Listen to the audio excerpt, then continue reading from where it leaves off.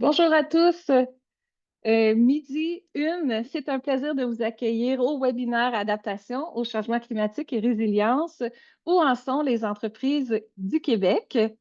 Simplement pour valider, est-ce que Rachel, on voit bien mon écran? Je n'ai pas le contact visuel en ce moment. Oui. Non, on voit toi, mais on voit pas ton écran. Il n'y a pas le partage d'écran en ce moment? OK, c'est ça qui arrive. Maintenant? Oui, c'est là, ça arrive. Oui, c'est bon. Parfait. Bienvenue à tous. Je veux vous dire d'entrée de jeu que c'est un plaisir d'être avec vous ce midi. Ce webinaire est enregistré et on est en mode webinaire, donc vous n'avez pas accès à vos caméras ni au son. C'est normal. Pour communiquer avec nous, veuillez utiliser les fonctions questions et réponses qui sont au bas de l'écran ou encore le clavardage. D'ailleurs, vous pouvez tout de suite utiliser le clavardage si vous voulez nous dire d'où vous nous rejoignez ce midi. Qui vous êtes. Nous sommes curieux de voir qui s'intéresse au sujet de l'adaptation au changement climatique. Donc, je suis Anne-Josée Lacarre, je vais être votre hôte ce midi, directrice générale et co-initiatrice de Québec Net Positif. Québec Net Positif, nous sommes un organisme à but non lucratif, un think tank, et notre raison d'être est d'accélérer la transformation vers une économie sobre en carbone. Notre mission, créer des conditions gagnantes pour que les PME mettent en œuvre des actions climatiques tout en saisissant des occasions d'affaires. Et si on est réunis ensemble ce midi, c'est grâce au soutien de notre partenaire Finance Montréal. Donc, le webinaire de ce midi fait suite à la publication du cahier spécial Adaptation au changement climatique. Nous avons collaboré avec Ouranos et ensemble, nous avons créé ce cahier spécial qui a été publié en janvier dernier et Rachel va mettre le lien là, dans le clavardage si vous souhaitez avoir accès à tous les détails du cahier spécial. Et ce qu'on a choisi de faire avec vous aujourd'hui, c'est vraiment de collaborer en équipe avec une grande entreprise et avec une PME pour parler des démarches d'adaptation en changement climatique. Et voilà. Donc, le déroulement pour ce midi, je vais faire terminer une brève introduction et ensuite passer la parole à notre collègue d'Ouranos, Ève Bourgeois, qui est coordonnatrice de programmation scientifique chez Ouranos, qui va nous parler des changements climatiques et de la démarche d'adaptation. Ensuite, nous allons avoir un 15 minutes en collaboration avec nos collègues d'Hydro-Québec. Jacinthe Clavet-Gaumont, conseillère expertise environnementale chez Hydro-Québec, qui va nous parler de la démarche d'adaptation de l'ensemble de l'entreprise, mais également son collègue Jean-Philippe Martin, conseiller expert à ses côtés, qui va nous parler de démarches d'adaptation dans le cadre de projets spécifiques. Et Hydro-Québec, oui, une très grande entreprise, mais aussi le fournisseur d'énergie d'un très grand nombre de PME au Québec. Donc, on a tous intérêt à bien comprendre ce qui se passe au niveau de l'adaptation de leur côté. Très hâte de les entendre. Par la suite, Eve va animer un échange d'une autre quinzaine de minutes avec Gilles Talbot, qui est président de Rafting Nouveau Monde. Donc, on va apprendre la réalité sur le terrain d'une PME qui est au cœur des changements climatiques et qui travaille très fort là, sur l'adaptation. Ensuite, nous allons avoir une période de questions-réponses. Donc, tout au long de ces échanges, veuillez nous faire parvenir vos questions-réponses dans le clavardage, dans la fonction questions-réponses. On a du temps prévu pour ça. Ça va nous faire vraiment plaisir d'accorder un moment. Et ensuite, il y aura la conclusion du webinaire. Donc, juste avant de passer la parole à Eve, je tiens à souligner que certaines données qui vont être présentées par Eve et qui sont d'ailleurs dans le rapport sont tirées du baromètre de la transition des entreprises de Québec Net Positif. Ce baromètre-là est réalisé chaque année auprès de dirigeantes d'entreprises du Québec et le dernier sondage a été réalisé auprès de 806 dirigeantes en collaboration avec la firme Léger. On a 118 variables, donc ce qui en fait la plus importante enquête sur l'action climatique au Québec. Puis d'ailleurs, j'en profite pour remercier, si vous êtes l'un ou l'autre de ces dirigeantes qui ont pris le temps de compléter le questionnaire, bien, un grand merci parce que grâce à vous, on détient beaucoup d'informations qui est utile à tout l'ensemble des écosystèmes d'accompagnement des entreprises du Québec pour réussir la transition.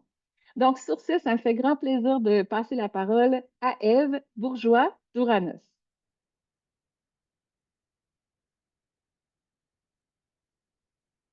Oui, bonjour. Donc, vous devriez voir mon écran. Donc, merci d'être ici. Merci Anne-Josée pour l'introduction. Donc, l'objectif de ma présentation, c'est très court, mais c'est de vous présenter là, un bref aperçu des changements climatiques, de comment ça peut affecter les entreprises et la démarche d'adaptation. Donc, rapidement, chez Uranus, on est un OBLL. On a été créé en 2001 et la mission, en fait, est d'aider la société québécoise à mieux s'adapter au changement climatique en se basant sur des connaissances scientifiques rigoureuses. Donc, on travaille avec un réseau de chercheurs et d'experts pour justement accompagner la société québécoise dans son adaptation. Adaptation, c'est de plus en plus pertinent. Comme vous le voyez là, à l'écran, il y a différents événements météorologiques extrêmes qui ont frappé le Québec au cours, je dirais, des 18 derniers mois, mais ce n'est pas exclusivement au cours des derniers mois, là. Vous le voyez à l'écran, on a notamment les feux de forêt qui ont été historiques en 2023 avec des conséquences sur la qualité de l'air qui s'est faite jusqu'à New York, là, où on a pu voir ce fameux ciel orangé, des photos peut-être dans l'actualité que vous auriez pu voir.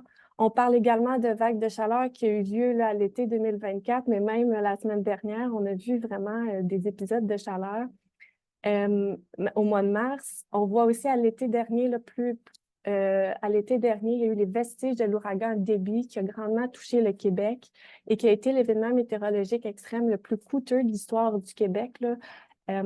Et comme je disais, d'autres réchauffements climatiques, d'autres épisodes de chaleur hivernaux en décembre, mais également au printemps. Donc, le Québec est frappé déjà par les changements climatiques. À l'échelle du Canada, évidemment, les autres provinces et territoires sont également touchés, ce qui fait que le Bureau des assurances du Canada estime à 8,5 milliards de dollars, ce qui fait que l'année 2024 bat le record de l'année la plus coûteuse de l'histoire du Canada en lien avec ces événements météorologiques extrêmes. Ces phénomènes ont des coûts et des impacts sur toutes les sphères de la société et les entreprises n'en font pas exception. Justement, ce sont des données qui viennent du baromètre dont Anne-Josée parlait et qui a été mené en août dernier où on constate que 52 des entreprises qui ont été sondées ont été affectées par au moins un des phénomènes climatiques, dont des vagues de chaleur, des précipitations extrêmes et des inondations. Il y a plusieurs des phénomènes que vous voyez à l'écran qui sont appelés à se multiplier ou à s'intensifier justement en raison de la hausse des températures moyennes à l'échelle globale. Je disais qu'il y a une hausse des températures. Vous le voyez à l'échelle globale mondiale, c'est vrai également à l'échelle du Québec. Vous voyez présentement à l'écran les températures projetées pour le Québec d'ici 2100 en fonction de deux scénarios d'émissions de gaz à effet de serre, soit le scénario d'émissions intermédiaire et le scénario d'émissions élevées. Ce sont les deux scénarios qui sont jugés les plus vraisemblables par le GIEC et c'est pourquoi on les présente ici. Donc, en gris, vous voyez les données historiques pour le Québec, alors que dans la partie colorée, ce sont les températures projetées, comme je disais, en fonction des deux scénarios d'émission. Et ça pourrait amener une hausse entre 1,2 et 3 degrés Celsius dans la température au Québec d'ici 2100. Donc, qu'est-ce qu'on constate? C'est bien qu'il y a une incertitude quant à la hausse de température attendue. Selon les deux scénarios, on s'attend que la température augmente d'ici 2100. À l'échelle du Québec, la hausse des températures va être différente en fonction des régions. Ce que vous voyez en fait sur la figure de gauche à l'écran, c'est la moyenne annuelle des températures du Québec pour la période historique, soit en 1991 et 2020, et les changements projetés selon le scénario élevé en 2021 et 2050. Donc, on s'attend à ce qu'il y ait une augmentation de la hausse de 1,7 degrés Celsius au nord du Québec et de 1,4 au sud de la province. La hausse de température et les changements climatiques ont des répercussions, comme je disais, sur toutes les sphères de la société et ça leur a comme conséquence une multiplication et une intensification des événements météorologiques extrêmes, ce qu'on appelle des chocs, ce qui inclut les vagues de chaleur, des épisodes de fortes pluies, des sécheresses, mais également des transformations profondes des écosystèmes, ce qu'on appelle plutôt des stress, comme la hausse du niveau de la mer, l'acidification des océans et le dégel du pergélisol. Autant les chocs que les stress sont susceptibles d'occasionner des impacts potentiels, notamment sur les pertes en vie humaine ou des blessures, des dommages aux biens, des perturbations sociales et économiques et une dégradation de l'environnement. Ça a des conséquences directes sur les entreprises. Donc, les chocs et les stress dont on vient parler pourraient engendrer notamment une baisse des revenus et une baisse des revenus et de la productivité, ainsi qu'une hausse des dépenses, des coûts d'assurance et des coûts d'exploitation. Donc, on peut penser justement que des bâtiments peuvent être menacés par des inondations et qui vont demander des réparations ou de l'entretien supplémentaire. La santé des employés aussi pourrait être affectée par des vagues de chaleur. On peut penser également que l'accès à des ressources premières pourrait être plus difficile, notamment en raison des feux de forêt qu'il y a eu en 2023. Pour retourner là, aux impacts chez les entreprises et les données du baromètre, on voit que les impacts des changements climatiques se font déjà sentir sur les entreprises. On voit là justement, excusez. Les impacts se font sentir, comme vous voyez, là, ce sont les résultats du baromètre qui montrent que les entreprises ont déjà été affectées de différentes manières par les phénomènes climatiques.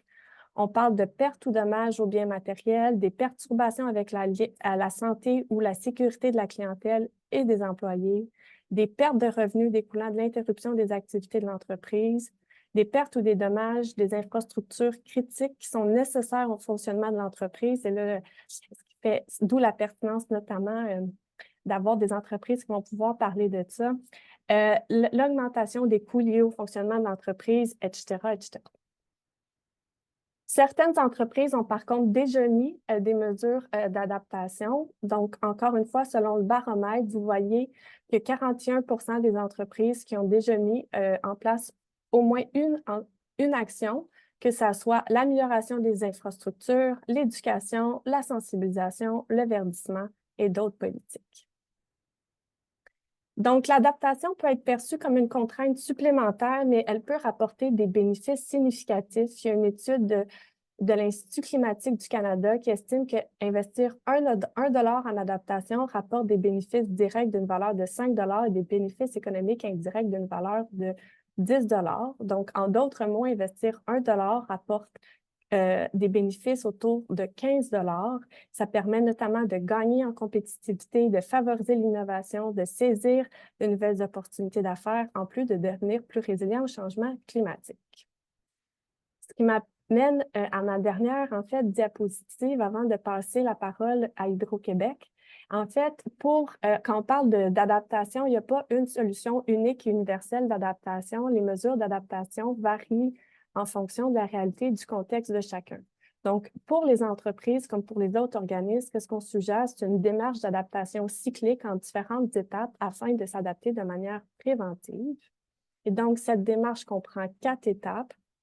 Et c'est une démarche qui est flexible et itérative, mais de manière assez rapide, là, les étapes sont les suivantes. Donc, la première étape, c'est de reconnaître l'enjeu qui vise à comprendre les phénomènes climatiques, leurs impacts sur les entreprises et les vulnérabilités de l'entreprise. La deuxième étape est donc se préparer. Et donc, l'objectif est d'analyser les différentes solutions d'adaptation possibles pour une entreprise et choisir celle à mettre en œuvre. Troisième étape, c'est de justement mettre en œuvre les solutions retenues, comme le dit le nom de la troisième étape, et de aussi identifier un système pour faire le suivi de la mise en œuvre et des mesures, et ce qui nous amène à la quatrième étape, qui est de s'ajuster. Donc, l'idée, c'est d'évaluer les retombées des actions mises en place et de les ajuster le cas échéant. Donc, on cherche à savoir ici si les actions d'adaptation produisent les effets escomptés et au besoin de revoir les pratiques. Donc, je m'arrête ici et je vais laisser la place à Jacinthe et Jean-Philippe d'Hydro-Québec qui vont pouvoir nous parler de leur propre démarche à eux d'adaptation.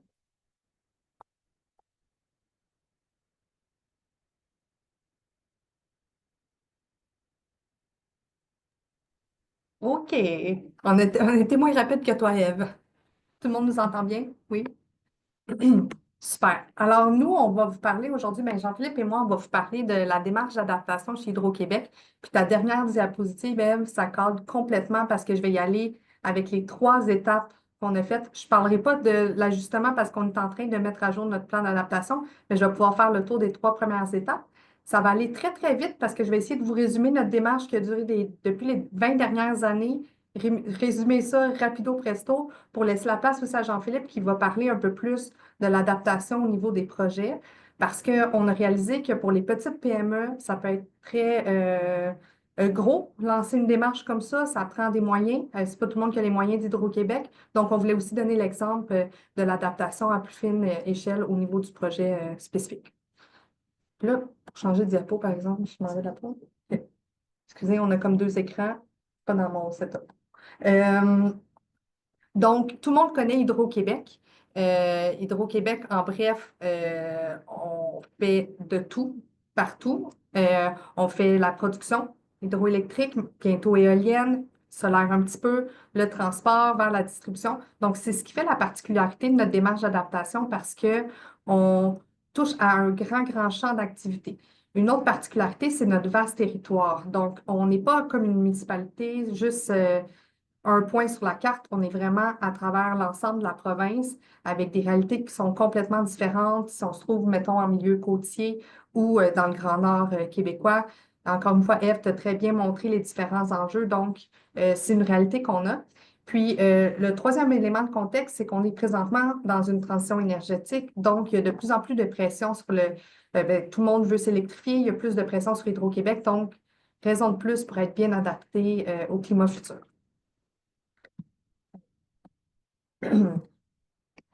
Petit historique de notre démarche d'adaptation.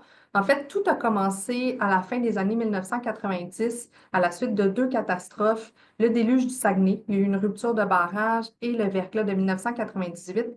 À ce moment-là, Hydro-Québec s'est questionné à savoir si on était prêt à réagir à plusieurs événements comme ça qui pourraient survenir en contexte de changement climatique. Et c'est à la lumière de ça qu'on a cofondé Ouranos, le consortium pour lequel Ève travaille, en 2001. Puis, à travers les années, on a co-construit plusieurs projets de recherche sur divers sujets. Donc, on a vraiment amélioré nos connaissances sur le verglas, l'hydrologie, les précipitations, etc. Ça nous a permis de former plusieurs employés à l'interne d'Hydro-Québec, mais surtout de conscientiser la haute direction à l'importance de l'adaptation au changement climatique. Et là, je ne l'ai pas mentionné, mais je vais surtout me concentrer sur les leçons qu'on a apprises à travers le processus. Les succès, je ne vais pas tant en parler, mais ce n'est pas parce qu'on n'en a pas eu, mais je voulais plutôt vous aider à bâtir sur les leçons qu'on avait apprises. Donc, à cette étape, un des succès qu'on a eu, c'est premièrement, comme je l'ai mentionné, le développement de l'expertise à l'interne, en climatologie, en adaptation, mais surtout la leçon qu'on a eue, c'est de la nécessité de faire un meilleur transfert des connaissances vers l'opérationnel.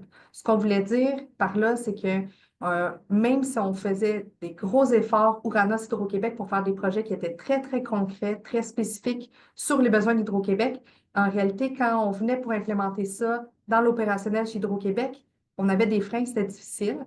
Donc, on a réalisé qu'il fallait mieux se coordonner à l'interne pour pouvoir arrimer nos efforts. À ce moment-là, on n'avait aucun organe ou aucune personne spécifiquement responsable de l'adaptation. C'était plutôt des projets à la pièce à travers l'entreprise. Donc, c'est ça qui nous a donné l'idée de mieux se coordonner. Pour passer à la deuxième étape, qu'on a appelé s'organiser. Donc, c'est en 2019 qu'on a mis en place notre premier comité d'adaptation au changement climatique. Dans la bulle, vous pouvez voir l'ensemble des équipes qui étaient là. En fait, vraiment, il y avait des gens de toutes les sphères d'activité chez Hydro-Québec. On se rencontrait une fois par semaine. La première étape a été de faire l'analyse de nos risques, donc une vraie démarche concertée au sein de l'entreprise, donc tout le monde avec la même démarche pour faire l'analyse de nos risques. Puis aussi, un point important ici, c'était l'embauche d'un spécialiste en adaptation. Jean-Philippe, tous, je tousse. En tout cas, c'est comme s'il baille, là, on dirait que ça me donne le goût de tousser. Désolée. Donc, aussi, cette étape-là, ce qu'on a fait, c'est l'embauche d'un spécialiste en adaptation pour coordonner la démarche. Ça a été un point crucial parce que ça nous a permis d'avoir quelqu'un qui se concentrait 100% de son temps sur ça. Donc, ça l'a beaucoup aidé pour la suite. Nos différents constats pour cette étape-là, premièrement, pour nous, ça a été un grand succès de rassembler tout le monde autour de la table. Et le succès majeur, ça a été de maintenir leur engagement. Les gens étaient présents 1 heure par semaine. Pour Hydro-Québec, pour un niveau gestionnaire, c'est quelque chose qui est quand même impressionnant. Donc, ça a été notre succès vraiment majeur. Puis, le fait que les gens contribuaient tout au long de la démarche, se sentaient impliqués. Ce n'est pas un document qui arrivait, une chose de plus. Ils ont participé, c'était leur plan d'adaptation. Donc, pour nous, ça a été une grande réussite. La leçon 3, ça a été de sélectionner un meilleur niveau d'analyse des risques. Nous, on s'est lancé dans vraiment une vaste analyse de risques, puis on s'est concentré à des fins détails, puis c'était pas nécessaire. Donc, on s'est retrouvé avec 100 000 risques à peu près, puis prioriser, puis retrouver c'était quoi vraiment qui était important pour nous. C'était difficile. Donc, peut-être que c'est pas nécessaire de faire l'analyse de chaque composante d'un barrage. Peut-être c'est plus le barrage qu'il faut analyser. Bref, on vous conseille de sélectionner un niveau d'analyse de risque qui est adéquat à vos activités puis qui va être utile pour la suite. Et troisième étape, mettre en œuvre. Donc, c'est là qu'on a fait le déploiement de notre premier plan d'adaptation 2022-2024. Ici, à l'écran, vous avez quelques exemples de réalisations qu'on a mis en place. On ne va pas aborder ça aujourd'hui, c'est des succès, mais on n'aura pas le temps. Par contre, je mets l'emphase sur le dernier que vous pouvez voir, résilience climatique générale des projets. C'est là-dessus que Jean-Philippe va vous parler dans quelques instants. Puis simplement dire que ce plan d'adaptation-là, il y a 26 axes d'intervention qui ont été identifiés, 68 actions d'adaptation qu'on a presque totalement accomplies à ce jour. On est on est dans la fin de la mise en œuvre, en fait, parce qu'en 2024, le plan est arrivé à échéance, puis on va le mettre à jour. Je ne vous parlerai pas de la mise à jour du plan aujourd'hui. Par contre, donc, qu'est-ce qu'on a constaté à cette étape-là? J'ai de la misère à changer les diapos, désolée. Le succès numéro 1, c'était vraiment la réalisation de l'ensemble de nos actions. Ça, on en est très fiers. On a vraiment mis beaucoup de choses en place au sein de l'entreprise. Mais on a quand même plusieurs leçons qu'on a apprises dans cette étape. Premièrement, il faut mieux prioriser ces axes d'intervention. C'est sûr que nous, on est parti de 100 000 risques pour se rendre à 26. On a quand même fait un gros effort de priorisation, mais on conseille d'aller encore prioriser un petit peu plus parce que c'est très difficile à suivre. 26 risques avec beaucoup d'actions dans pour chacun de ces risques-là. Donc, de mieux prioriser, je pense que c'est important. La leçon 5, c'est de positionner l'adaptation au niveau stratégique de l'entreprise. Donc, je vous l'ai présenté un peu plus tôt. On avait une certaine gouvernance au moment de publier le plan, avec un comité en place, des gens qui étaient responsables. On a vécu des réorganisations, on a vécu des changements de PDG. Ça a tout déstabilisé, puis on s'est rendu compte qu'on n'avait pas assez bien installé une gouvernance climatique au niveau stratégique de l'entreprise. Puis là, on est en train de retravailler là-dessus pour essayer d'installer ça, puis de faire en sorte que ça reste dans le temps, peu importe les réorganisations. Ensuite, leçon 6, mesurer la performance des mesures d'adaptation. Ce qu'il faut savoir, c'est que c'est un sujet de recherche en soi. C'est très difficile de mesurer la performance des actions qu'on met en place. On avait des suivis, on était capable de voir l'avancement, mais la performance comme telle, non. Puis, il y a un projet de recherche qui s'en vient à ce sujet-là avec Alexandra Leniskowski de l'Université Concordia. Donc, ça va nous aider à atteindre ça. Puis, finalement, la dernière leçon, de coordonner la sélection d'actions d'adaptation avec les processus d'allocation budgétaire. J'imagine que c'est différent d'une compagnie à l'autre, mais chez Hydro-Québec, c'est assez fixe dans le temps. Les budgets, c'est à telle date. Puis nous, à cause du timeline de la rédaction de notre plan d'adaptation, on est arrivé juste un petit peu trop tard pour pouvoir avoir des actions qui nécessitaient des nouveaux budgets. Il a fallu s'arrimer avec des actions qui étaient déjà en cours pour lesquelles des budgets avaient déjà été approuvés. Donc ça, on va améliorer ça pour la prochaine fois. Donc, je laisse la parole à Jean-Philippe qui va vous parler maintenant plus de l'adaptation au niveau des projets. Donc, bonjour tout le monde. C'est sûr que quand on parle projet chez Hydro-Québec, on est d'abord et avant tout une shop d'ingénierie, hein. On gère des infrastructures, on les construit, on les exploite. Mais quand on parle de projet, ça fait aussi bien à un projet de développement d'une nouvelle ligne de service, par exemple. Donc, ça va avoir l'air très, très ingénieur, entre guillemets, mais ça peut s'appliquer ça s'applique pas juste au béton, là. Lorsqu'on parle de pourquoi il faut s'intéresser à l'adaptation, à la résilience climatique quand on démarre un projet, ben, pour plusieurs raisons. On veut s'assurer que notre monde soit en sécurité. On veut se donner de la flexibilité aussi par rapport à sa réussite. Est-ce que ce qu'on met en place aujourd'hui, ben, ça va être encore fonctionnel dans un climat plus chaud, avec davantage d'événements extrêmes, des hivers plus doux, etc. Si on y pense en amont, Ben, ça assure qu'on va être efficace aussi quand on va vouloir mettre en place cette adaptation-là. Ça nous permet de prendre conscience des coûts liés au changement climatique, les budgéter, de les prévoir un petit peu plus. Des fois, ça permet juste de respecter le cadre réglementaire. Chez Hydro-Québec, plusieurs projets d'infrastructure qu'on démarre doivent aller en étude d'impact, et passer au BAP. Et dans ce temps-là, on est requis par la loi de faire une analyse de risque au changement climatique. Donc, parfois, c'est vraiment pour respecter un cadre réglementaire, puis ce cadre-là est en constante évolution. Ce qui est particulièrement un challenge, selon moi, pour les petites moyennes entreprises, où est-ce que faire une vigie de cette réglementation-là en constant changement, ça peut être tout un challenge. Donc, on veut s'assurer aussi que ce qu'on met en place ben, va répondre à ses fonctions sur toute la durée de vie. Si on part un projet pour 20 ans, ben, on veut que ça fonctionne pour 20 ans. Puis, ben, ça peut avoir des avantages aussi d'un point de vue réputationnel. C'est notre démarche chez Hydro-Québec. Quand on veut faire une analyse de risque à l'échelle d'un projet, c'est notre démarche un peu résumée en une diapo. Donc, on va commencer par élaborer le contexte. On veut comprendre notre projet. Il s'insère dans quel milieu, dans quel type de géographie, avec quelles contraintes juridiques, réglementaires on s'inscrit. Ça va être quel type de milieu humain aussi dans lequel on s'inscrit, donc, dans quel type d'écosystème. Donc, on veut bien comprendre le contexte et ça, je vous dirais que c'est l'étape la plus importante quand on fait une analyse de risque. Si on n'a pas bien compris notre contexte, on ne va pas être capable de bien comprendre les objectifs de notre analyse de risque. Puis on va arriver à faire notre analyse de risque, puis on va avoir l'impression qu'elle ne répond pas à nos besoins.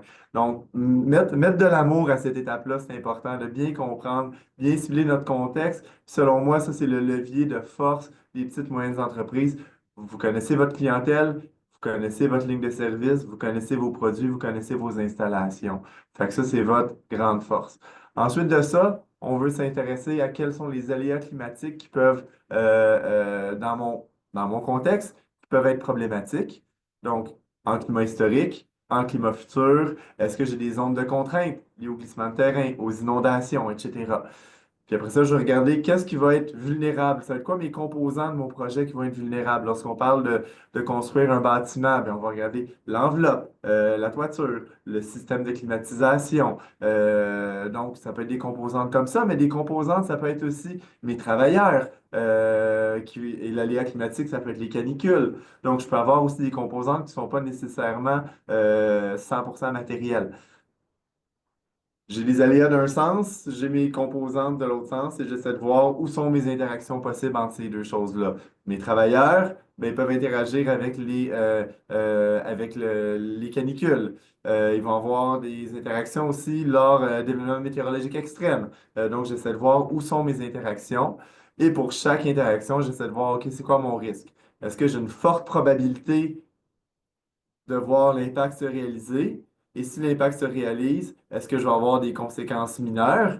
Donc, je dois arrêter d'opérer pendant 2 heures ou des conséquences majeures. Et boy, ça veut dire que mon entreprise ferme là, si ça se passe. Donc, ensuite de ça, je suis capable de prioriser, classer mes risques, lesquels sont les risques faibles, lesquels sont les risques plus importants et mes risques qui sont modérés, surtout mes risques qui sont élevés, ben c'est là qu'il faut que je prenne action, que je mette en place des mesures de contrôle, des mesures d'adaptation.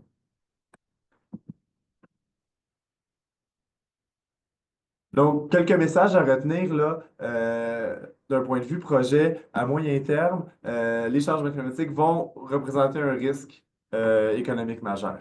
L'adaptation aujourd'hui peut permettre de réduire ces risques. Il y a le cadre réglementaire en évolution, mais il y a d'autres bénéfices. Puis il ne faut jamais l'oublier, il y a des bénéfices à intégrer l'adaptation.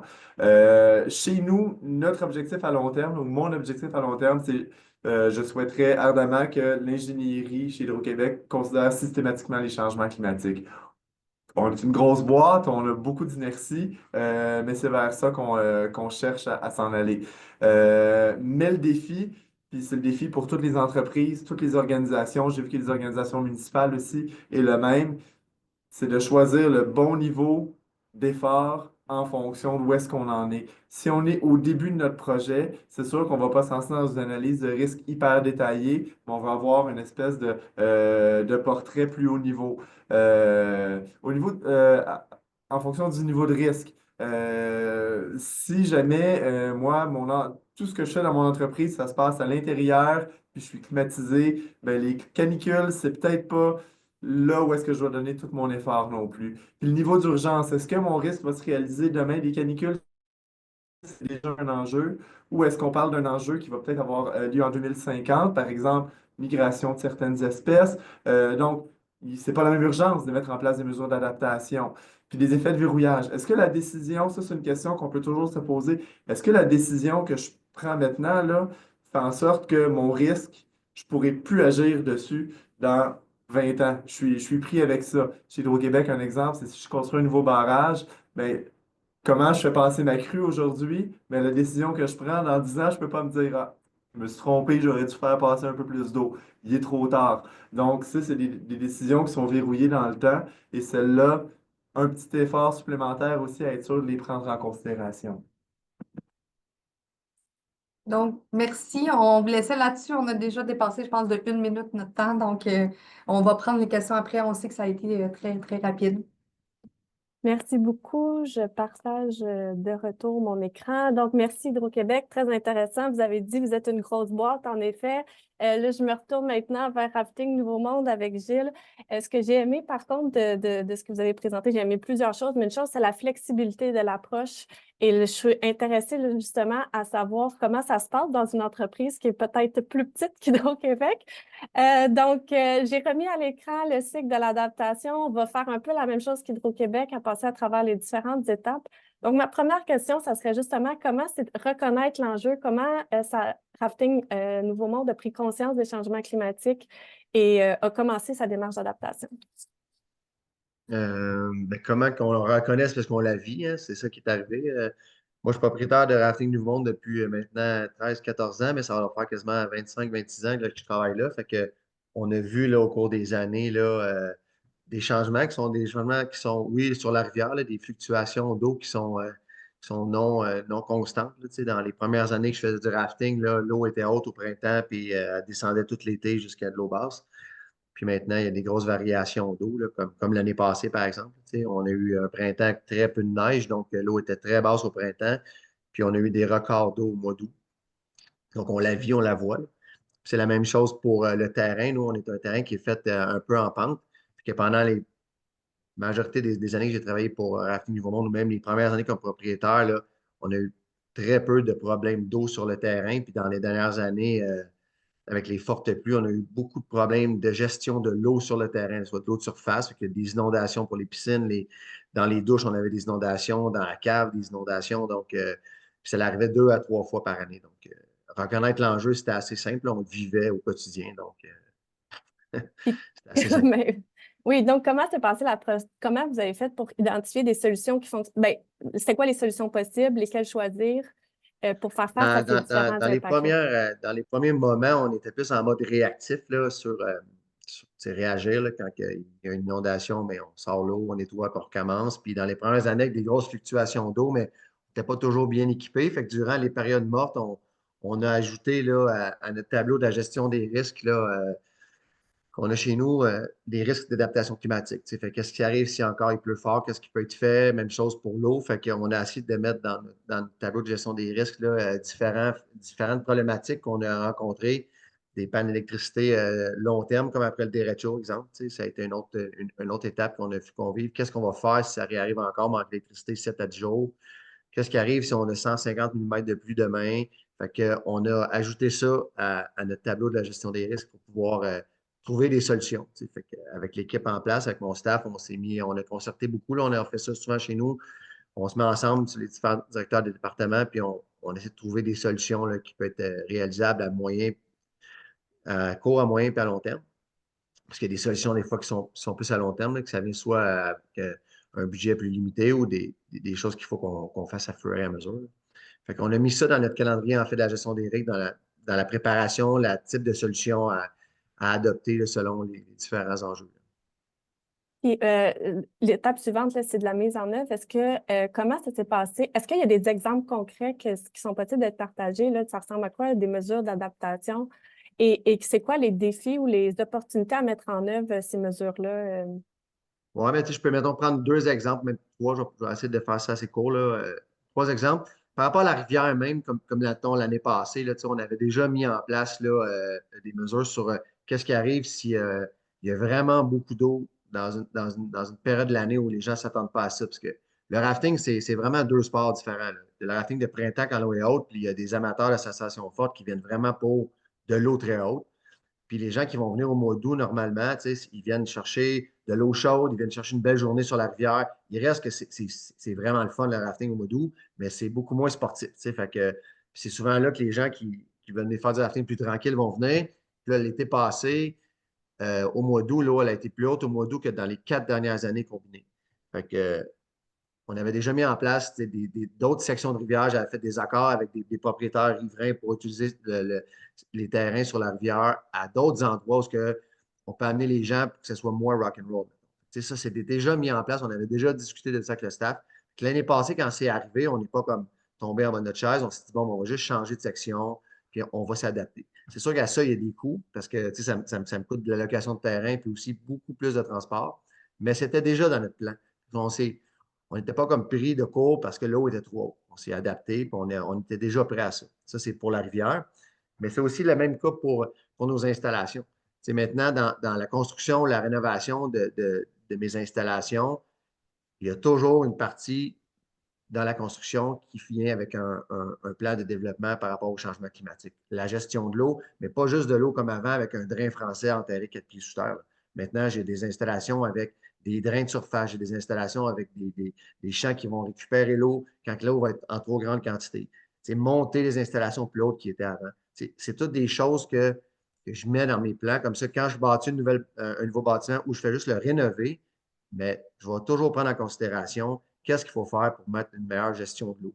Même chose pour l'électricité. Chacun bâtiment va finir pareil parce que c'est pas encore, on est en adaptation, c'est un niveau de coût aussi, là, va devenir autonome de façon électrique beaucoup plus facilement, plus rapidement qu'avant. Avant, c'était beaucoup plus compliqué, puis c'est encore compliqué par rapport à l'électricité. Mais ça, c'est deux exemples qu'on a fait, mettons, qu'on fait à tous les jours, en fait, là, par rapport au changement. Puis, c'est quoi, là, parce que je sais, on a déjà eu une conversation ensemble, donc je sais qu'il y a un processus chez Rafting Nouveau Monde d'évaluation, d'amélioration continue. Une fois que ces mesures-là sont mises en place, ça ressemble à quoi concrètement? Mais comme l'année passée, on a eu deux coups d'eau de 100 mm durant l'été. De 100 à 110 mm dans une journée, dont un qui est tombé, je vous dirais, en à peu près 3 heures et demie, là, c'est 100 mm d'eau. Fait que j'avais déjà un bâtiment que j'ai rénové il y a environ 2 ans. Puis je l'ai rénové avec des nouvelles installations pour l'eau puis la gestion de l'eau. Donc, on a pu vraiment voir l'effet concret. Là. Pendant des années, là, quand j'avais un coup d'eau comme ça, les 3, 4, 5 dernières années avant ça, même, quand j'avais des gros coups d'eau, là, j'inondais mes salles de douche à toutes les fois. Mon terrain de volleyball venait plein d'eau. Fait que, pas utilisable pendant 2, 3 jours. Puis dans les gros cas, l'eau dévalait jusque dans la piscine, puis on remplissait la piscine de boîte à toutes les fois. L'année passée, c'était la première fois qu'on a eu des gros coups d'eau suite aux rénovations. Puis tout ce secteur-là de mon entreprise est resté au sec, sec, sec. Là. Toute l'eau, elle a été gérée par le système d'eau. Fait que, tu sais, c'est des choses qui ont fonctionné. Donc, cette année, je fais d'autres rénovations plus bas sur le terrain. Puis, je vais prendre, tu sais, je vais réutiliser ça, même avec des petites améliorations, pour transporter ce qu'on a fait dans le projet numéro 1 vers le prochain projet de rénovation. Parce que ça a vraiment fonctionné. Même chose pour les activités qu'on a faites cette année. On a fait un suivi avec la clientèle qui sont habitués de venir chez nous à toutes les années, au mois d'août. Puis là, ils sont venus avec vraiment beaucoup d'eau cette année. Puis là, on a fait une autre section pour leur demander comment ils ont trouvé leur expérience cette année versus les autres fois. C'était différent, ils ont trouvé ça le fun, c'était une nouvelle section, mais c'est resté dans les risques qu'eux étaient prêts à accepter en rafting, soit du rafting plus tranquille, puis c'est ça que c'est resté. T'sais. Mais ça a été beaucoup de combats avec nos guides, puis il faut comprendre que nous, on est des amateurs de rafting, quand il y a de l'eau haute, l'été, on aime ça, on aimerait ça faire les grosses vagues tous les jours, mais ça fait partie de l'adaptation aussi de ce que tu vas dire à tes employés pour que ces gens comprennent qu'on ne fait pas du rafting pour nous, mais qu'on fait du rafting pour les clients. Puis les clients, là, viennent chercher une journée plus tranquille que la grosse journée avec le flyer du mois d'août. Fait que, on a fait un suivi avec la clientèle à la fin de l'année cette année. Même chose avec le staff pour voir comment ils ont vécu leur expérience, de ne pas aller faire les grosses vagues quand il y a de l'eau grande, mais à retourner faire des sections plus tranquilles. Fait que, tu sais, on prend ça pour mieux encore s'adapter l'année prochaine, puis tu sais, essayer d'améliorer le procédé. Ce que j'entends, en fait, c'est vraiment l'application de la boucle, mais aussi un processus itératif et continu, là. Donc, c'est toujours une démarche qui est en cours. C'est une volonté d'amélioration continue, comme ça a été dit. Est-ce que donc ça s'intègre dans les processus maintenant de l'entreprise? Ça s'intègre, puis tu sais, tantôt on parlait de conséquences ou de, tu sais, de coûts de relier là, à qu'est-ce que tu vas sauver en dollars si tu vas le faire. Oui, on sauve, c'est sûr que tu sauves en argent à long terme à le faire, mais on sauve surtout, à mon avis, en stress puis en problématique, tu sais, opérationnelle, là. Quand tu n'es pas prêt pour un changement climatique que tu as déjà vécu, là, puis là, tu le sais que ça va arriver, là, il annonce, là, tu sais, la météo arrive, il annonce une grosse orage, il va encore tomber trop de pluie, je le savais là, que je vais inonder, puis ma piscine va être pleine de boîtes, puis là, on était dehors à essayer de pallier, dévier l'eau avec des pelles, puis tous ces moments-là de stress que tu vis quand tu ne mets pas en œuvre, tu sais, une adaptation, tu ne le mets pas dans tes procédés, tu vas le vivre au temps réel quand ça va arriver, tu sais. Puis ça va arriver, on le sait, on a beau vouloir arrêter les changements climatiques, on est beaucoup plus maintenant en adaptation qu'en changement climatique. Puis si tu ne prends pas le temps de le faire, c'est de mettre ça dans tes procédés, mais quand ça arrive pour de vrai, c'est un stress énorme là. Pour l'entrepreneur, pour la clientèle, pour les employés, c'est tous des gens qui vont vivre ce stress-là. Tu sais, manquer d'électricité 5 à 7 jours, puis là, tu finis à avoir 4 ou 5 ou 7 génératrices à changer, mettre de l'essence, à couper à gauche, mettre de l'électricité à droite. C'est un stress pour tout le monde, en fait. Tandis que si tu t'adaptes comme il faut, mais idéalement, avec le temps, tu vas arriver avec un système de backup électrique qui va être complet. Mais l'important de le mettre dans son plan, c'est que ça te permet aussi de budgéter à long terme, ces choses-là. Tu sais, comme là, présentement, ça va faire peut-être, le DRETO, ça va faire 4 ans. Puis je ne suis pas encore au niveau que je voudrais parce que financièrement, ça coûte des sous faire ça. Tu sais. Fait que là, mais j'en planifie un petit peu à toutes les années dans mon budget pour. Puis si je suis rendu avec une case de budget pour adaptation climatique, c'est un montant d'argent que je mets à toutes les années de côté pour pouvoir pallier à ça, qu'on met tranquillement dans nos projets. Oui, je ne peux pas tout faire d'un coup ce que j'aurais aimé faire, mais en allant dans ton plan, puis ça fait partie de ta gestion des risques, mais c'est quelque chose que tu peux prévoir tranquillement, tu sais, à moyen long terme. Est-ce que, avant d'ouvrir la discussion à des questions, est-ce qu'il y a d'autres apprentissages qui seraient pertinents là, pour ceux qui nous écoutent? De la part de ce que vous avez vécu sur le terrain et de l'expérience du rafting Nouveau Monde? Ben, tu sais, je pense qu'en partant, tu sais, monter un tableau de la gestion des risques, c'est important. On le voit même là avec les mesures là, tu sais, frontalières, que c'est des choses qu'on devrait toujours faire comme entreprise, de se garder toujours un tableau de la gestion des risques, et tous les risques qui peuvent toucher à ton entreprise, puis rajouter les adaptations climatiques aussi à ça, tu sais, parce que c'est la meilleure façon de se préparer à un changement, la meilleure façon de préparer à une problématique, c'est de la connaître, la reconnaître d'avance, puis être capable d'y penser pendant que tu as la tête froide, pendant que ça n'arrive pas, tu n'es pas les deux pieds dedans. Tu peux penser, utiliser des gens, des ressources, des personnes qualifiées dans ces problématiques-là pour te trouver des solutions que tu ne peux pas toujours mettre en place, que ce soit financièrement ou que ce n'est pas encore réalisable, mais à la limite, tu as déjà des pistes de solutions pendant que la problématique n'est pas en cours. Je pense que ça, c'est quelque chose que chaque entreprise devrait mettre en place chez eux, un tableau de la gestion des risques qui déjà nous permet de penser, de voir d'avance à tous les risques qui pourraient arriver, puis de commencer à se préparer à ces risques-là. Déjà, ça serait vraiment déjà une bonne approche. Bien, merci, excellent. J'arrête le partage d'écran. Je repasse la parole à Anne-Josée. Merci beaucoup, merci pour les échanges, c'est vraiment apprécié. Donc, c'était nos 4 panélistes, Hydro-Québec, Rafting Nouveau Monde, avec Ève, notre experte en climat. Ce que je veux faire maintenant, c'est de permettre à tous ces panélistes-là de rester sur l'écran pour qu'on puisse répondre aux questions et réponses. Et la première question, je crois qu'elle est pour Gilles, justement. Est-ce que tu as pu trouver des appuis financiers pour financer des mesures d'adaptation? Est-ce que les banques sont ouvertes quand tu dis je cherche de l'argent de plus parce que je dois m'adapter?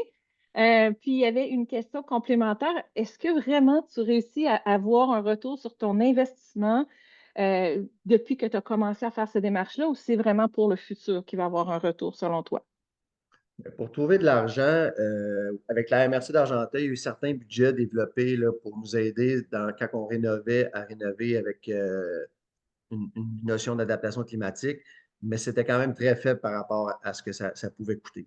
Mais en retour, Pour ce qui est des travaux, comme juste cette année, j'ai déjà sauvé des sous, là. Ce que ça me coûtait en nettoyage, en réparation, suite à des gros coups d'eau, je vois déjà un certain retour. C'est la même chose pour la rivière. Les coûts que ça m'apporte, mais si la clientèle est contente quand même de sa journée, ben, c'est sûr qu'elle va avoir tendance à vouloir revenir chez nous. Si j'aurais été obligé de faire la rivière très haute avec des gens qui n'avaient pas envie de faire ça, mais là, peut-être qu'ils auraient eu peur et ils ne seraient pas revenus faire du rafting. Fait que c'est à moyen long terme clairement positif. Ah, merci beaucoup pour la réponse. Puis la prochaine question, je pense que les trois, vous pourrez peut-être contribuer à la réponse. Est-ce que vos analyses de risque incluent un risque un petit peu en amont puis en aval, dans le fond, s'il y a un impact en chaîne d'une autre infrastructure de laquelle vous dépendez qui va avoir un risque sur vous, où est-ce qu'on s'arrête dans notre analyse de risque? Est-ce que c'est sur ce qu'on contrôle dans nos propres opérations ou on doit regarder un peu ce qu'il y a en amont et en aval? Peut-être on peut, je vois Jacinthe qui hoche la tête, donner la parole à Hydro-Québec en premier sur ce sujet-là avec Jean-Philippe. Ça, c'est un gros défi, tu sais. On peut vraiment tomber dans le trou de lapin pour faire un anglicisme, là, mais on peut vraiment aller très loin dans nos analyses de risque. Puis, tu sais, c'est confortable d'être des analyses parce qu'on n'est pas en train de mettre des mesures, on est sûr de ne pas se tromper, on apprend à connaître, mais il faut en sortir à un moment donné. Donc, est-ce qu'il faut tenir compte d'une espèce d'approche un peu plus système? Moi, je pense que ça peut valoir la peine sur nos systèmes qui sont essentiels, aller un peu en dehors de ce qu'on contrôle pour vraiment voir ça va être quoi l'étendue complète, puis être capable vraiment bien placer et où dans, tu sais, dans ma cible, qu'est-ce que je contrôle, qu'est-ce que j'influence, puis ça, sur quoi j'ai pas de contrôle pour s'assurer de notre continuité de nos opérations. Mais c'est pas toujours facile à faire, puis ça, surtout, ça n'a pas besoin d'être parfait. J'entendais Gilles tantôt qui disait OK, qu'est-ce que je fais si j'ai un coup d'eau de 150 mm? Est-ce que c'est important de savoir si la donnée en climat futur, c'est 150 mm, 155, 165? Pas du tout. L'important, c'est d'avoir son scénario puis de se préparer. Puis c'est mieux que d'avoir pas de scénario. Donc, attendez pas d'avoir toutes les réponses puis la donnée parfaite pour faire ces analyses-là. Utilisez plutôt vos connaissances du système, allez chercher des avis d'experts pour compléter. Parce que l'important, c'est pas juste de faire l'analyse, c'est la partie action, là. Puis C'est moi, la je partie mise rajouterais en juste à œuvre. ça qu'on sait qu'à Hydro-Québec, on est souvent au début de la cascade. Tu sais, une panne d'électricité va faire beaucoup de conséquences. Ça va découler dans les municipalités, pour les compagnies aussi, il faut qu'ils se grillent d'une génératrice et tout. Donc, on est quand même conscient de l'importance, notamment sur les pannes, là, qu'il faut qu'on se concentre beaucoup là-dessus pour éviter un risque en cascade vers toutes les compagnies. De ton côté, Gilles, est-ce qu'il y en a quelques infrastructures critiques que tu as identifiées parmi tes risques sur lesquels tu as peut-être moins de contrôle, mais qui viennent influencer ta démarche d'adaptation? Ben, c'est sûr, là, mettons, là, peut-être le 2018-2019, là, la rivière est montée très, très, très haute, puis elle a été fermée. T'sais, on était obligés, ils ont évacué tout le secteur de la rivière Rouge, là, où on était. Ça, c'est un risque que tu as beau mettre dans. Ça fait partie de mon tableau de la gestion des risques, mais il n'y a pas de solution à ça. Rendu là, tu n'as plus accès à ton entreprise. Fait que oui, il y a des choses qu'on sait qui peut arriver, puis qu'il n'y a aucun contrôle. Fait que, oui, il y a des choses qui sont comme ça, quand même. Hmm. Puis j'aimerais entendre Ève aussi sur ce sujet-là parce qu'avec Ouranos, Ève, vous visez à s'assurer que l'ensemble de l'économie québécoise va être de plus en plus résiliente. Est-ce qu'il y en a certains éléments d'infrastructure ou de contexte particulier ou peut-être même de risques qui sont partout dans l'économie québécoise que les entrepreneurs devraient avoir à l'esprit quand on pense à une démarche d'adaptation?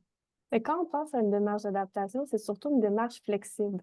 Donc, je vais aller dans le même sens que Hydro-Québec, de dire commencez là où vous pouvez dans cette démarche d'adaptation.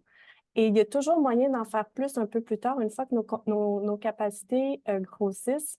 Mais je pense que l'important, c'est de commencer peut-être à plus petite échelle si on a des plus petits moyens. Et au fur et à mesure que les moyens grossissent, bien là, on est capable d'inclure de plus en plus de risques, de faire une approche peut-être plus systémique, si, encore une fois, c'est pertinent pour l'entreprise. Et donc, j'aurais tendance à dire on peut commencer tranquillement et avec des choses qu'on qu'on contrôle davantage et ensuite avoir une approche plus systémique.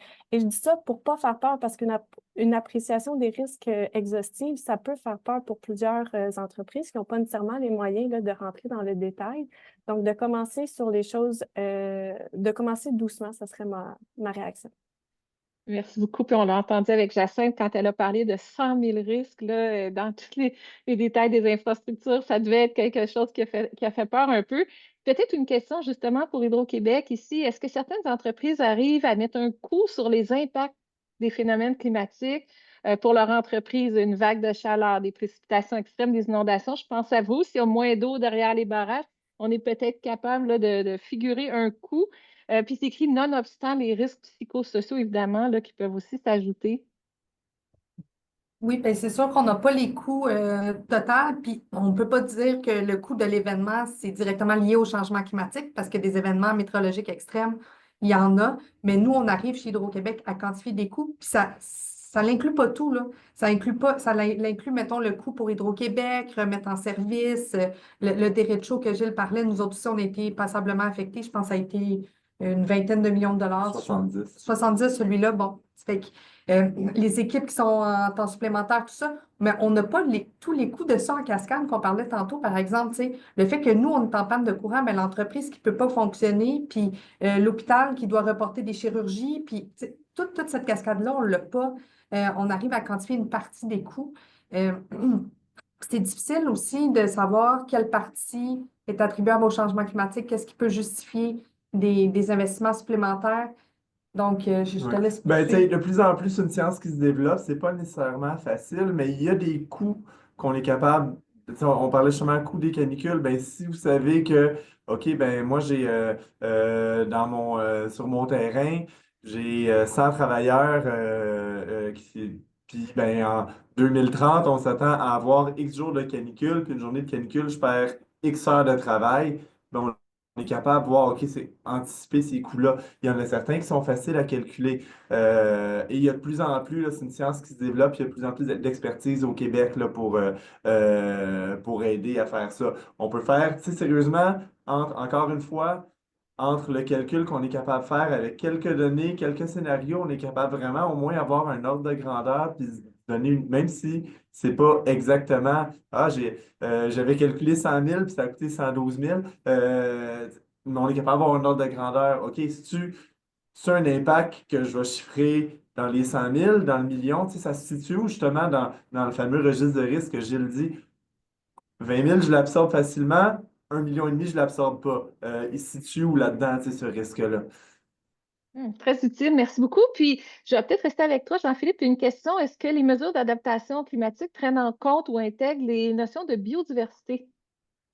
On essaie de plus en plus, là, notamment dans le cadre pour les feux de forêt, là, on essaie de voir dans certaines de nos installations stratégiques dans la forêt boréale, avec les feux de 2023, on s'est posé beaucoup de questions. Ben, on ne peut pas arriver, tu sais, nos installations sont en forêt publique, on ne peut pas arriver et dire nécessairement on va faire des tranchées de 500 mètres de large partout autour parce que c'est de la ressource pour d'autres entreprises, là. Donc, est-ce qu'il y aurait moyen, par exemple, c'est des questions qu'on se pose, de planter en bordure de nos installations une espèce de frange feuillue qui résiste mieux aux feux de forêt au lieu d'avoir des conifères jusqu'à la bordure de nos installations? C'est des questions qu'on commence à avoir justement. Puis le lien adaptation-biodiversité, on veut qu'il soit dans le prochain plan d'adaptation, on veut qu'il soit beaucoup plus présent là. Oui, dans le premier plan, en fait, c'était absent, ces questions-là. Tu sais, à un certain point, il faut que tu cadres ta première analyse de risque, savoir jusqu'où tu te rends. On s'était très concentré sur nos actifs et certaines activités, donc très, très bâtiments. Dans le deuxième plan qui s'en vient, on veut vraiment rajouter les aspects environnementaux qui avaient été un peu écartés du premier. Merci beaucoup. Il nous reste 5 minutes en tout pour le webinaire. Alors, la dernière question qui est ici, je vais vous la poser en même temps que vous demandez votre conseil ou s'il y a une chose que vous aimeriez que les gens retiennent de ce webinaire-là. Et c'est, bon, vous avez tous les deux mentionné, autant Gilles qu'Hydro-Québec, ce qui a déclenché votre démarche d'adaptation, ça a été des événements extrêmes qui vous ont affecté directement. Mais on fait quoi dans notre entreprise qui n'a pas encore été affectée ou c'est pas clair si on a des risques? Comment on déclenche ce passage à l'action-là? Puis en même temps, ben, si vous avez des conseils, fait que je dirais peut-être ben, vers toi, Jacinthe. Ben, en fait, je pense que les gens qui sont en train de se questionner, même si on ne l'ont pas vécu, c'est qu'ils ont vu que d'autres, leurs voisins, ou d'autres compagnies similaires l'ont vécu, puis que ça pourrait leur arriver. Donc, je pense qu'il ne faut pas hésiter à aller faire un balisage de ce qui se passe à l'extérieur aussi. Tu sais, nous, on le fait beaucoup. Quand on se compare à d'autres compagnies, si on trouve qu'une compagnie est meilleure que nous, ben, c'est une motivation chez notre employeur pour pouvoir améliorer nos trucs. Donc, je pense que d'observer ce qui se passe autour, puis de partager entre nous des webinaires comme aujourd'hui, je trouve que c'est super important pour ça aussi. C'est pas écrit dans nos documents officiels tout ce qu'on vous a dit aujourd'hui, puis je pense qu'il faut aller se nourrir dans les webinaires des expériences des autres. Puis mon conseil pour tout le monde, le mot de la fin, ça serait flexibilité, je pense. On en a parlé plusieurs fois, Eve aussi. Donc, je pense que garder une flexibilité, c'est utile. Mon conseil, avant de muter le micro, ça serait, vous connaissez votre écosystème. Si jamais vous sortez du webinaire, vous dites, hey, moi, j'ai embauché un consultant pour faire une analyse de risque parce que je veux vraiment me lancer dans ma démarche, j'ai pas de staff pour ça. Puis vous avez un consultant qui arrive avec une analyse de risque puis il n'a pas parlé à votre monde, vous pouvez prendre l'analyse de risque puis la déchirer. Vous connaissez votre industrie, vous connaissez votre secteur, vos gens le connaissent aussi, puis vos préoccupations sont légitimes, ça doit partir de là, ça ne doit pas partir nécessairement de choses qui sont désincarnées. Super important. Merci beaucoup. Je vais passer la parole à Gilles. Moi, je suis pas mal d'accord avec ce qu'il vient de dire, là. Faut surtout pas engager un consultant sans prendre le temps nous-mêmes de voir un peu ce qui affecte notre entreprise. Puis, tu sais, de prendre les différents problèmes, tu sais, climatiques. Puis, oui, l'adaptation au changement climatique, tu sais, c'est pas bon pour tout le monde, dans le sens qu'il y a des gens qui vont être beaucoup moins affectés par l'adaptation climatique que d'autres. Hydro-Québec, on est directement sur le terrain. Moi aussi, c'est quelque chose que je vis à tous les jours sur le terrain. Mais il y a certaines entreprises que ça va être beaucoup plus, tu sais, subtil. Donc, tu sais, prendre c'est quoi qui arrive, c'est avec le changement avec l'eau, la température, la chaleur, tu sais, beaucoup de neige, moins de neige, est-ce que ça peut vraiment influencer son entreprise? Puis ça, il faut prendre le temps de le faire soi-même. Tu sais, chaque entrepreneur connaît mieux son entreprise que quiconque. Donc, tu sais, prendre le temps d'évaluer toutes les problématiques qui pourraient arriver. Puis ça ne vient pas juste avec le changement climatique. Je parlais tantôt du tableau de gestion des risques. Si vous n'avez pas ça déjà de fait chez vous, mais commencez par ça. C'est quoi les problèmes qui pourraient arriver, les problématiques que mon entreprise peut subir? Mais à partir de là, ça peut être justement, on a 85 d'exportation vers les États-Unis. Là, on peut le voir, c'est une problématique. Ça aurait dû déjà être dans un tableau des risques, ça. Donner tout. Fait que c'est des choses qu'il faut mettre.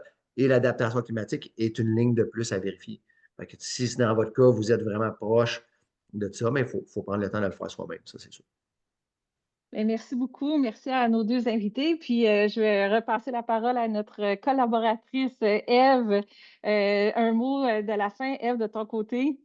Ben, de dire, de rester flexible, que c'est une démarche continue et qu'on a plein de ressources pour justement du contenu vulgarisé pour voir c'est quoi les changements projetés pour le climat. C'est des ressources qui sont accessibles gratuitement en ligne. Donc, gênez-vous pas à aller faire un tour sur notre site web pour mieux connaître comment les changements climatiques pour mieux connaître les changements projetés et comment en tenir compte quand vous réfléchissez à votre entreprise.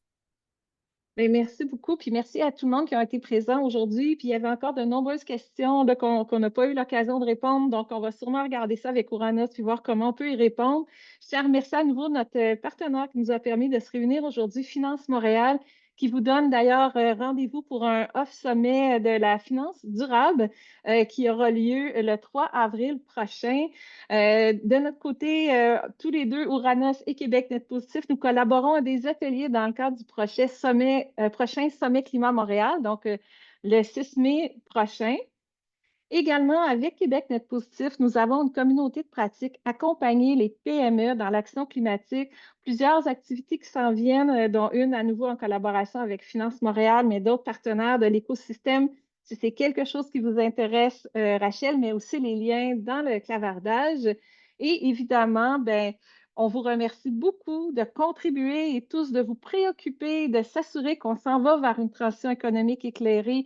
Merci pour le partage Ouranos, Gilles de Rafting Nouveau Monde, Hydro-Québec, Jacinthe, Jean-Philippe, de partager ce que vous vivez sur le terrain, effectivement, qui n'est pas écrit dans les livres et il n'y a que lors de webinaires comme aujourd'hui qu'on puisse raconter nos récits de transition puis essayer de voir ensemble comment on fait pour s'entraider dans ce nouvel univers dans lequel on opère. Donc, merci à tous. C'était vraiment un plaisir de vous accueillir aujourd'hui.